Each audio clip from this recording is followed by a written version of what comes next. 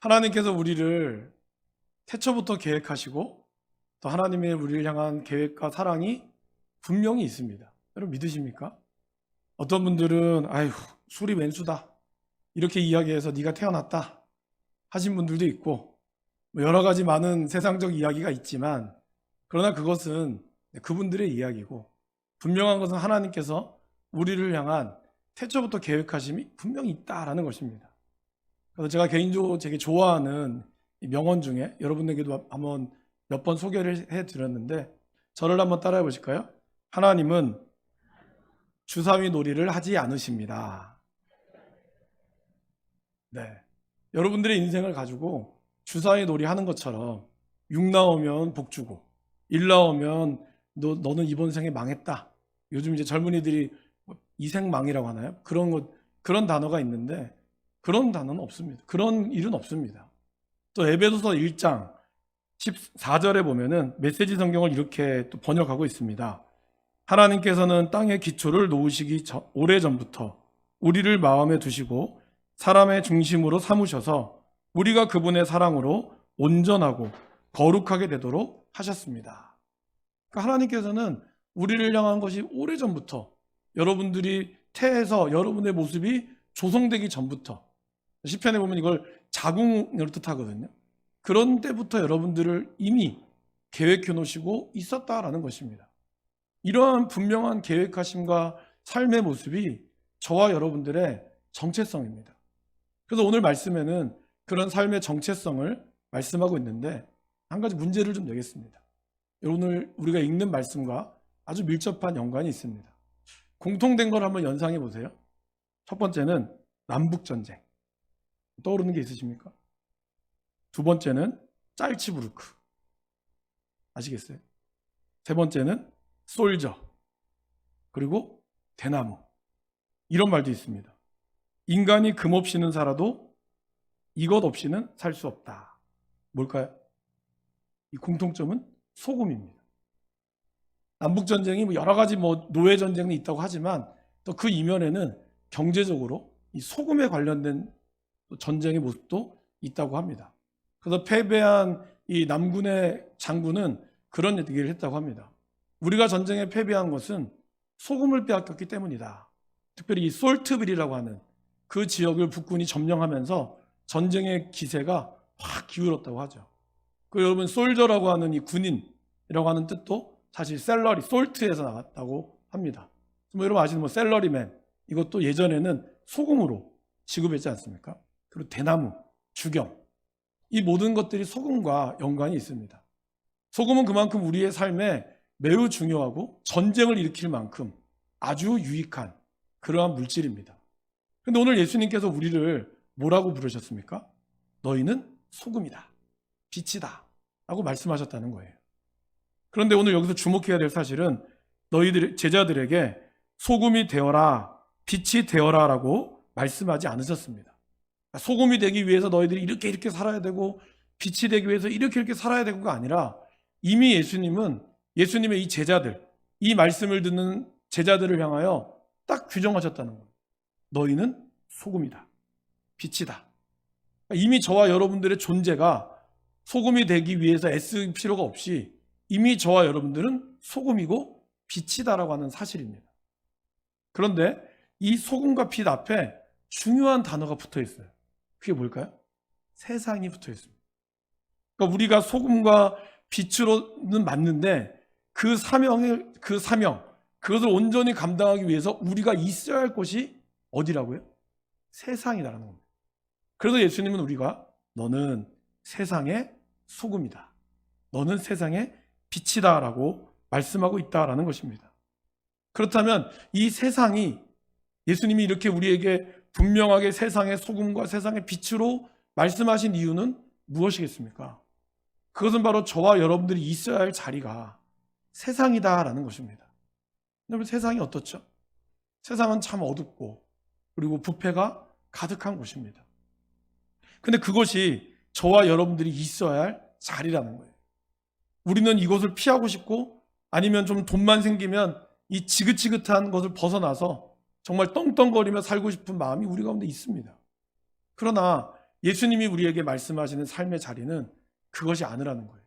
진흙같이 칠흑 같고 때로는 벗어나고 싶은 이 지긋지긋한 인생이라 할지라도 그곳에서 우리가 소금으로 빛으로 사명을 감당해야 됨을 말씀하고 있습니다.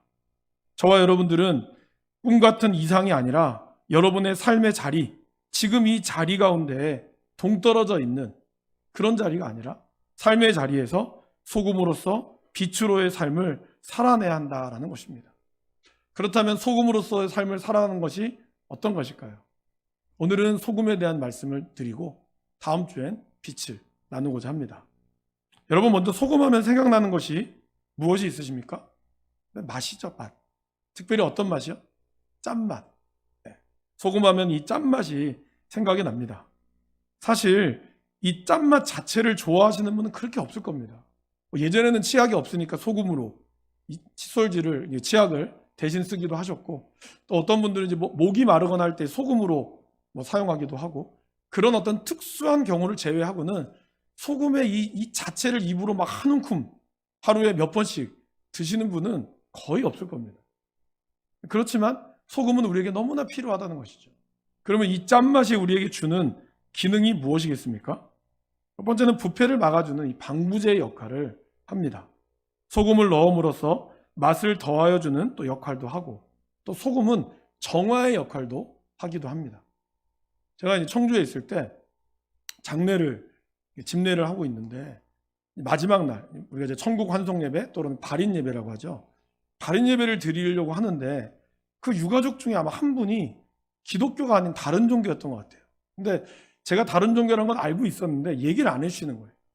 그러다가 이렇게 갑자기 이제 마지막 발인 예배 운구 리무진에다가 운구를 딱 싣고 출발하기 전에 이제 다 같이 유가족들이 모이지 않습니까?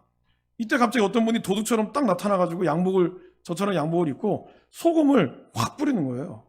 소금을 뿌리고 마치 거기 이제 그 유가족 중에 아마 그 종교를 믿는 분인 것 같아요. 그분들과 잠깐 기도하고 가버리더라고요. 이게 뭐지? 그래서 봤는데 통일교였던 거예요. 통일교 사람들은 마지막에 이 소금을 뿌린다고 하더라고요. 이 소금이 아주 성금이라고 그러나요? 그런 걸로 해서 뿌리고 이래야지 부정을 타지 않는다 그러죠. 그래서 이 소금을 뿌린 거예요. 그래서 그 리무진 타시는 기사분이 엄청 애먹었어요. 그 소금 치워야 돼가지고. 그래서 이제 그걸 보면서 이런 게 있구나. 근데 이제 중요한 거는 그만큼 이제 소금의 역할, 뭔가 이렇게 부정을 타는 것을 이렇게 떼는 그런 역할처럼 정화의 역할을 하기도 합니다. 그 예수님은 이 역할을 잘 감당하기를 원하셨다라는 것이죠. 그럼 여러분, 우리가 소금이 된다는 것은 무엇을 의미할까요? 오늘 우리를 13절부터 16절까지 읽었지만 그 앞에 3절부터 12절까지에 나오는 말씀은 바로 팔복이 가지는 성품, 이것을 이야기합니다. 그러니까 예수님이 말씀하셨던 소금이요 빛으로의 삶은 바로 이 8가지 성품에 대해서 이야기하고 있다는 것이죠. 심령이 가난한 자, 애통하는 자, 온유한 자, 의에 지르고 목마른 자, 긍휼히 여기는 자, 마음이 청결한 자, 화평하게 하는 자, 의를 위하여 박해를 받는 자, 이러한 사람이 복되도다라고 이야기하고 있고, 이러한 성품을 가진 사람이 바로 소금의 역할을 감당한다라는 사람입니다. 그런데 여러분, 현실적으로 여러분들이라면 가난한 자의 말을 듣겠습니까? 아니면 부한 자의 말을 듣겠습니까? 아니면 여러분 같으면 온유하고 이러한 조용한 성품의 말을 듣겠습니까? 아니면 목소리 큰 사람의 말을 듣겠습니까? 여러분 세상을 살아가면서 한 번도 다른 사람 거짓말 안 하고 살아오셨습니까? 정말 정직하고 마음이 청결하게 살아오셨습니까? 전쟁이 일어날 것 같은 다툼이 있으면 그곳에서 여러분들은 화평을 이루고자 힘썼습니까? 아니면 내가 더 힘이 세다고 해서 같이 맞붙으셨습니까? 어떤 것이 이 세상에 이끌어간다는 삶이라고 생각하십니까? 아이러니하게도 우리는 화평하고 온유한 사람은 아이고 세상 물정 모른다고 생각합니다. 청결하고 정직하게 살면 세상을 좀 유두리 있게 살아야지 왜 그렇게 너무 정직하면 부러진다고. 우리는 그런 얘기를 듣고 삽니다. 그러면서 말씀은 말씀, 성경은 성경, 세상은 세상, 이렇게 우리가 딱 구분하며 살아가는 경우들이 많다라는 것이죠. 오히려 그렇게 살면 멍청하다고 소리 들을 때가 있습니다. 근데 예수님은 그렇다면 이렇게 사는 삶이 힘들고 어려운 거를 모르셨을까요? 누구보다 잘 아셨습니다. 예수님은 나중에 이 5장 산상수훈에서 그렇게 이야기하시죠. 내가 걸었는 그 길, 팔복을 통하여 걷는 그 길은 좁은 그 길이고 그 길은 찾는 사람이 적다는 거예요. 근데 그 길이 복된 길이라는 거예요. 그것이 복되다라고 얘기하고 있다는 것이죠. 그럼 우리가 소금으로서 걸어가야 될 그 길, 그것 때문에 박해를 받고 그것 때문에 우리가 욕을 당하고 그것 때문에 악한 말을 우리가 당할 때 이것이 복이 있다라고 이야기하고 있다는 것이죠. 그럼 우리는 이 길을 걸어가야 되겠습니까? 안 걸어가야 되겠습니까? 걸어가야 한다는 것입니다. 비록 그 길이 힘들고 험할지라도 우리는 그 길을 걸어가야 되는 것이 진정으로 예수님이 원하는 길이다라는 것을 우리는 잘 알아야 한다라는 것입니다. 우리 힘으로는 안 돼요. 그렇기 때문에 우리가 이 말씀을 들으면서 우리가 깨달아야 될 건 뭘까요? 내 힘으로는 안 되니까 포기하자. 그냥 적당한 거리만 유지하면서 살자가 아니라 내 힘으로 안 되니까 하나님이 우리에게 역사하시도록, 성령께서 우리 가운데 역사하시도록 우리가 기도해야 한다는 거예요. 비록 그 길이 걸어가는 길이 실패할지라도 그래도 우리는 소금으로서 이 사명을 잊으면 안 된다는 것을 기억해야 한다는 것이죠. 주님이 우리와 함께 하실 때 우리는 그 길들을 넉넉히 감당하게 될 줄 믿습니다. 우리는 그러한 마음과 그러한 하나님의 인도하심을 여러 번 자신을 믿으면 안 돼요. 내가 이 어떠한 어려움에도 이겨냈으니까 나는 할 수 있어가 아니라 도저히 내 힘으로 안 되니 주의 은혜만을 간절히 사모하기를 바라는 그 마음. 그럴 때 우리는 이 길을 소금으로서의 사명을 감당할 수 있다라는 것입니다. 그래서 예수님이 걸어가셨던 그 길을 어떤 학자는 한마디로 이야기했습니다. 증오와 거짓에 대한 당신들의 유일한 보복은 사랑과 진리가 되어야 합니다. 우리가 걸어가는 그 길은 바로 세상이 미련하게 보이고 거리끼는 것이라 할지라도 그 길이 우리가 걸어갈 수 있는 유일한 승리는 바로 사랑과 진리의 삶을 살펴야 한다라는 것입니다. 그렇다면 이 소금으로서의 사명을 감당하기 위해서 우리 역할이 도대체 어떻게 해야 되는 것인지를 아까 말씀드렸지만 좀 더 자세하게 나눠봤으면 좋겠습니다. 첫 번째는 소금이 방부제의 역할을 하듯이 우리 또한 세상에서 우리를 통해서 세상이 썩지 않도록 그로 인해 방향 감각을 잃지 않도록 도와주어야 합니다. 이것은 우리가 세상에서 복음 없는 사회 참여만을 해야 한다는 것을 의미하지 않습니다. 세상에 들어가서 소금의 역할을 감당하려면 그래 세상을 우리가 바꿔야지. 그럼 세상에 참여합시다. 그런데 복음이 없어요. 그것은 아닙니다. 반대로 그럼 우리가 영혼 구원만이 진짜 사명이니까 교회 세상이 어떻게 되든지 간에 교회 안에서 오직 영혼 구원만을 위해서 힘씁시다. 이것도 말씀하는 것이 아닙니다. 우리는 세상 안에 있지만 그러나 세상 속에 살지 않는 이 역할을 감당해야 하는 것이죠. 그래서 예수님은 제자들을 세상에 보내실 때 두 가지의 태도를 가지라고 말씀을 하셨습니다. 저를 따라해 보실까요? 뱀처럼 지혜롭고 비둘기처럼 순결하십시오. 이것이 세상에 가져야 될 우리의 태도다라는 것입니다. 순결함만 가져도 또 안 됩니다. 뱀처럼 지혜롭되 그러나 세상에서는 비둘기처럼 순결해야 되는 그 모습이 필요하다라는 것입니다. 이것은 우리가 세상의 소금이지만 소금이 맛을 잃지 않기 위해서 구별된 삶을 살아야 한다라는 것을 말씀합니다. 여러분, 바람에 대해서 말씀드린 적이 있죠. 바람은 어떻게 불까요? 바람은 기압이 높은 곳에서 낮은 곳으로 붑니다. 그죠? 그러면 여러분, 어떻게 해야 기압이 높을까요? 차이에 의해서 바람이 부는 거죠. 그래서 높은 고기압에서 저기압으로 바람이 흘러갑니다. 그렇다면 우리 성도의 삶이 고기압이 되어야겠죠. 우리가 저기압이 되면 오히려 세상의 고기압이 교회로 들어오게 되겠죠. 주님은 이것을 원치 않으십니다. 태풍의 영향력은 엄청납니다. 태풍이 불 때 정말 뭐 가옥이 날아가기도 하고, 뭐 필리핀 이런 데서는 아예 집 한 채가 날아가는 경우도 있고, 이번에 태풍으로 인해서도 굉장히 많은 피해를 입었습니다. 그러나 사실 눈에 보이는 피해도 입었지만 그 태풍으로 인해서 녹조 현상도 없어지고, 그리고 바다도 정화가 되고, 그로 인해 공기도 정화가 되는 그런 이제 경제적 효과, 눈에 보이지 않는 효과는 우리가 아무리 나라가 열심히 경제를 해도 비교할 수 없는 엄청난 효과가 있다라고 하죠. 마찬가지로 예수 믿는 사람이 이 놀라운 효과가 바로 믿지 않는 사람들에게 영향력이 태풍과 같은 영향력, 이러한 일들이 일어나야 한다라는 것입니다. 그래서 우리의 삶이 다른 사람과 비교가 되어야 하는 거예요. 달라져야 되고, 그 다름이 때로는 불편함이 올 수 있지만 그 불편한 가운데 사람들이 우리의 그 복음의 소리를 듣는다라는 것입니다. 여러분, 태풍을 좋아하는 사람은 없지만, 그러나 태풍이 오지 않을 때의 삶보다 태풍이 올 때가 사실 더 낫습니다. 지나고 나서 보면. 그래서 복음에 대한 영향력을 마틴 로이드 존스 목사님은 이렇게 이야기합니다. 처음에는 교회가 전하는 메시지를 싫어하겠지만 복음의 영광은 교회가 세상과 절대적으로 다를 때 변함없이 세상의 주의를 끕니다.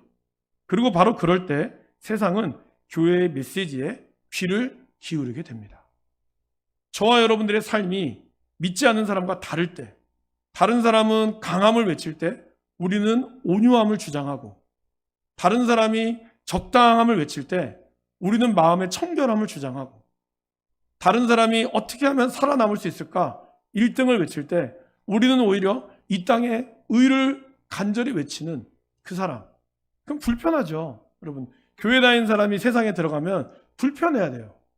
저 사람이 이렇게 오니까 맨날 정직한 소리만 하고 앉아있고, 맨날 그냥 적당히 넘어갈 것도 왜 그러는 거야? 그러나 그 불편함이 그들에게 변화의 시작이 되어야 한다라는 것입니다. 적당히 묻어가고 교회 다니기만 하는 것만이 자랑이 되어서는 안 된다는 것이죠. 이럴 때 세상의 부패가 막아지게 된다라는 것입니다. 우리는 이 사명을 잊지 말아야 합니다. 또한 우리가 소금으로서의 삶을, 세상의 소금으로서의 삶을 산다는 것은요, 이 세상이 허무하다는 것을 우리가 인식해야 한다는 것입니다. 여러분, 오늘 세상의 소금, 세상의 빛이라고 하고 있죠. 우리나라 번역에는 세상이 같은 단어지만 사실 헬라어 단어는 이 세상이라고 하는 단어가 틀려요. 영어 단어도 틀립니다. 우리가 알고 있는 이 세상이라고 하는 영어는 world라고 많이 표현하죠. We are the world 하잖아요. 근데 소금 앞에 붙는 세상이라고 하는 단어에는요, earth, 지구라고 표현하기도 하지만 땅, 흙이라고 표현하는 단어가 쓰여집니다. 그러니까 예수님은 너희는 이 땅의 소금이고 너희는 세상의 빛이다라고 표현하고 있어요. 분명히 구분해서 말씀하고 있습니다. 여러분, 그렇다면 흙이 상징하는 게 뭘까요? 흙이 상징하는 건 바로 허무함이죠. 우리가 흙으로 왔으니 흙으로 돌아갈지어다. 원래 허무한 인생이 하나님의 생기가 들어감으로 생명이 되었는데, 죄로 인하여 너희는 다시 흙으로 돌아가는 인생이 되었어요.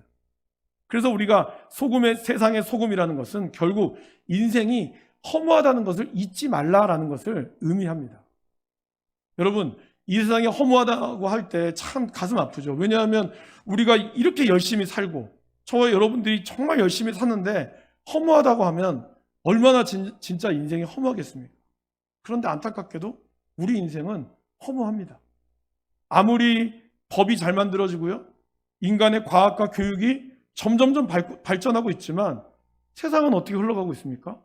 안타깝게도 세상은 더 안 좋은 쪽으로 흘러갑니다. 법은 점점점 정교해지고 더 사람들에게 이롭게, 더 다수의 이롭게 법이 제정됩니다. 그런데 또 그 법을 이용해 먹는 인간들이 여전히 존재한다는 거예요. 어떻게 하든지 피해서 그 법망을 피해가는 거죠. 법이 문제가 아니라 사람이 문제다라는 것입니다. 중세를 우리는 신부들, 카톨릭 사제들이 다스렸다라고 우리는 알고 있습니다. 여러분, 카톨릭이 다스리고 정말 교회가, 나라가 모두 다 예수를 믿는 나라라면 얼마나 행복할까요? 그런데 우리는 중세 시대를 암흑 시대라고 부릅니다. 왜 그럴까요? 기독교가 다스리고 기독교인이 대통령 되고 그리고 장관들이 예수 잘 믿는 사람이 되면 세상은 깨끗해질 거라고 우리는 기대하는데 지금까지 본 바로는 별로 그렇지 않은 것 같아요. 이거는 대통령의 문제도 아니고 지도자의 문제도 아닐 겁니다. 인간 자체가 문제라는 것이죠. 중세의 암흑시대가 왜 암흑시대였냐? 아까 제가 교회가 많은 교황 카톨릭에 있는 교황이 나라를 다스렸죠. 그러면서 세금을 거두겠죠. 근데 부자들은 세금을 내지 않기 위해서 어떤 수를 섰을까요? 교회는 세금을 내지 않았습니다. 그러니까 자기의 자녀들을 사제로 만드는 거예요.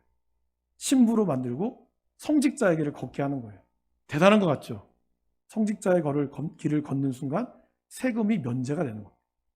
그러니까 여러분, 성직자가 정말 좁은 길이 아니라 넓은 길이 되어버린 거예요. 가난한 자들에게는 넘볼 수 없는 그 길이 되어버렸고, 결국 세금 혜택을 피하고 나라를 유지하다 보니 그 나라의 세금은 누가 거둘까요?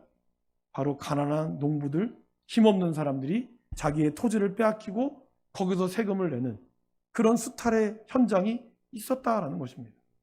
그러니까 분명히 하나님의 말씀대로 사는 것은 복된 삶이나 그 복을 사람들은 이용해 먹었다는 것이죠. 그러다 보니 중세는 암흑의 시대가 되어버리고 말았다라는 것입니다. 이것뿐만이 아닙니다, 여러분. 지금 수많은 사람들이, 많은 학자, 유명한 학자들은 신이 없어도 인간의 이성과 과학으로 얼마든지 세상은 유토피아를 건설할 수 있다고 주장합니다. 수많은 책들을, 그 베스트셀러들의 대부분 책은 다 그렇게 주장하고 있어요. 신이 필요 없다. 호모 데우스, 유발 하라리와 리처드 도킨스 같은 그런 유명한 베스트셀러의 학자들은 다 그거를 주장합니다. 그러나 우리는 코로나 2년의 시간을 보내면서 그 어느 누구도, 그 어떠한 과학도 이 눈에 보이지도 않는 미생물, 이 바이러스를 잡아낼 수 없는 그러한 연약한 인간임을 고백하지 않을 수밖에 없다라는 것입니다. 그래서 하나님께서는 이미 죄악에 들어가고 나서부터 창세기 6장에 인간의 생각이 항상 악할 뿐임을 보셨다라고 얘기하고 있었어요. 여러분, 우리가 세상의 소금이다라고 인식했을 때 가장 중요한 건 뭘까요? 세상은 죄로 인하여 어두울 수밖에 없구나. 인간은 결국에는 죄인의 역사는 죄인으로 끝날 수밖에 없다는 이 현실을 먼저 직시해야 한다는 겁니다. 우리가 그 현실을 직시하지 않으면 이 세상이 허무한 세상일 수밖에 없고 마른 뼈에 골짜기밖에 될 수밖에 없다는 사실을 인정해야 한다는 것이죠. 그 마른 뼈의 골짜기에 어떻게 역사가 일어나야 될까요? 하나님의 말씀이, 대언의 말씀이 들어가고 하나님이 그곳에 생기가 들어가라라고 하는 우리를 통하여 대언하는 대언자의 순종의 말씀이 들어갈 때 비로소 마른 뼈가 살아나고 그 땅에 하나님의 생기가 들어갈 수 있다라는 것입니다. 이 현실을 우리가 직시하고 하나님이 우리를 소금으로 불러서 우리를 통하여 말씀을 대언하도록, 우리를 통하여 말씀의 능력이 저와 여러분들의 순종함을 통하여 들어가도록 사용하였다는 이 사실을 잊지 않아야 한다라는 것입니다. 그래서 여러분, 세상은 그러한 삶의 모습이라는 것을 먼저 인식해야 우리가 이 세상 가운데 우리가 소금의 역할을 감당할 수 있다는 거예요. 그러면 우리는 어떻게 소금의 역할을 감당할 수 있을까요? 여러분, 먼저 소금은요, 어떻죠? 침투해야 됩니다. 그죠? 소금의 이 알갱이는 하얗습니다. 이게 설탕인지, 사실 눈으로 아주 고운 소금은요, 이게 소금인지 설탕인지 눈으로, 육안으로 구분하기가 쉽지가 않습니다. 그죠? 심지어는 마약도 구분하기 어려워요. 딱 가루만 놓고 보면. 어떻게 해야 되죠? 찍어봐야 알아요. 찍어보고 먹어봐야 아는 겁니다. 그러면 가루 자체는 아무런 효용이 없지만 이 가루가 우리의 몸속에 들어가고 김치에 들어가고 여러분들의 맛을 내는 데 들어가야 비로소 소금의 역할을 감당한다는 것이죠. 그것은 저와 여러분이 소금으로서 세상 속에 스며들어가야 한다는 거예요. 우리가 소금으로서 나 알갱이야, 나 소금입니다 주장하는 것이 세상을 바꾸는 게 아니라 저와 여러분들이 소금으로서 세상에 침투해야 된다라는 것입니다. 근데 침투하지 않고 내 자신이 완전히 알갱이로 내 자신이 사라지지 않고 여전히 알갱이로서 남는다면 변하지 않는다는 거예요. 그래서 예수님은 우리에게 세상을 비판하라고 세상에 보내지 않았습니다. 알갱이로서 내가 소금이니까 내가 소금으로서 세상을 변화시킬 거야, 이렇게 주장하라고 저와 여러분들을 소금으로 명하지 않으셨다는 거예요. 어떻게 해요? 소금으로 침투해서 여러분의 가정과 여러분의 삶의 터전에서 여러분들은 드러나지 않지만 여러분들이 계신 그곳에 맛이 나고 여러분이 계신 그곳에 썩어져 가는 인생 가운데 우리가 들어갈 때 썩지 않는 그 놀라운 역사가 일어나기를 주님은 원하고 있다는 것입니다. 여전히 소금의 알갱이로 남아서 우리가 입만 살아도 주장하겠습니까? 아니면 예수님처럼 그 알갱이가 스며들어가겠습니까? 예수님은 그러한 삶을 사셨습니다. 예수님은 비판하셨지만 그분은 누구보다 이 세상에 가장 가난하고 가장 소외되고 가장 연약한 자들과 스며들어 가셨습니다. 예수님은 제자를 부르실 때도 5천 명에게 오병이의 기적을 보여주면서 자, 보셨습니까? 내가 이러한 능력이 있습니다. 나를 따라오십시오 라고 하지 않았어요. 오히려 사람들이 그러한 능력을 보고 주님을 따릅시다. 주님을 왕으로 삼읍시다 라고 할 때 예수님은 어이 흩어버리셨어요. 흩어버리고 제자들도 야 너들 빨리 가. 그리고 예수님은 오히려 산에 기도하러 가셨어요. 그리고 한 사람 한 사람을 예수님은 인격적으로 만나시며 그들을 제자 삼으셨습니다. 오늘 우리가 걸어가야 될 길이 어떤 길이 되어야 할까요? 세상 속에 있으면서도 세상에 있는 듯 없는 듯, 그러나 저와 여러분들이 들어가는 그곳에 하나님의 복음이 숨겨지고 그곳에 세상이 변화가 되는, 그것이 진짜 소금의 역할이다라는 것입니다.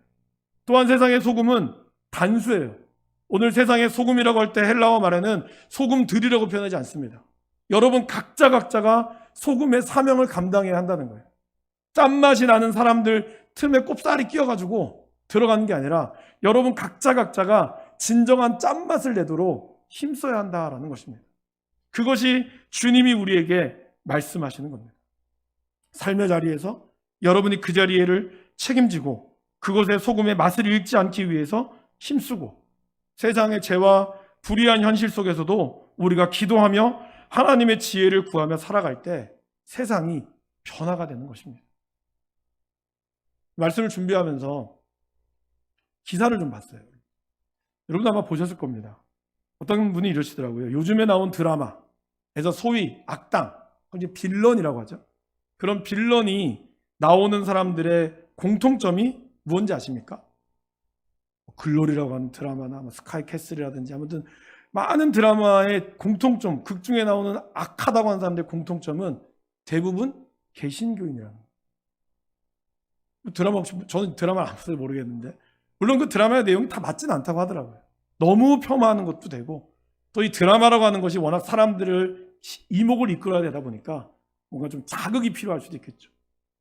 그렇다 할지라도 지금 대중이 바라보는 교회의 모습이 그럴 수 있다라는 거예요.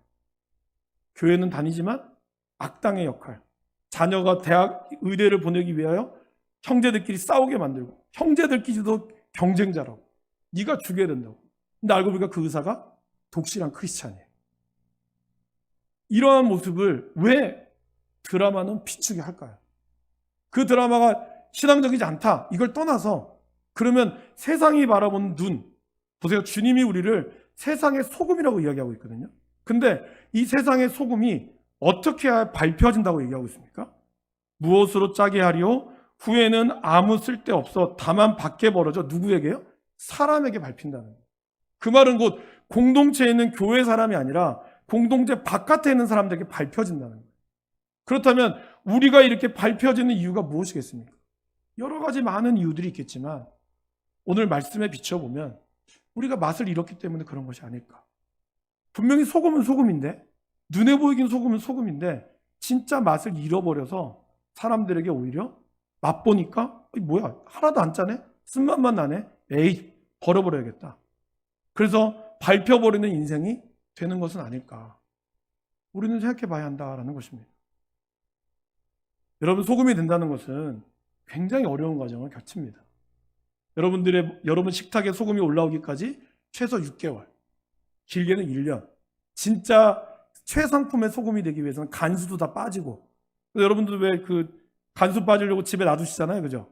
그 보통 1년 놔두죠. 그럼 보통 2, 3년이 걸려야 진짜 소금이 난다고 합니다. 뭘 뜻할까요?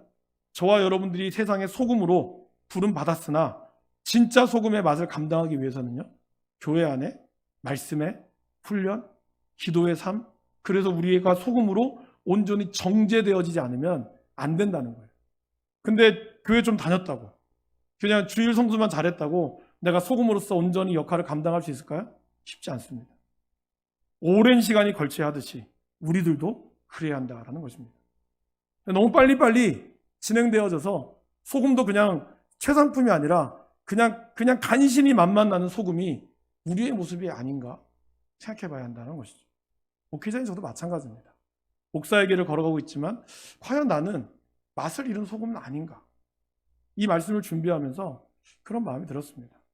사랑하는 여러분, 지금 세상은 너무나 정결한 소금이 필요합니다. 그래야 세상이 썩지 않거든요. 그래야 맛깔나는 세상이 되거든요. 저와 여러분들이 그 맛을 감당할 수 있기를 바랍니다. 이미 여러분들 소금으로 부르셨으니까 이제 그 소금의 맛을 감당하기 위해서 여러분 하나님이 주시는 말씀으로 정결해지시고 또 우리 말씀에 같이 훈련을 받으면서 여러분들이 인내하며 간수가 쫙 빠져서 최상품의 소금의 모습이 저와 여러분들이 될 수 있기를 주님의 이름으로 간절히 소원합니다.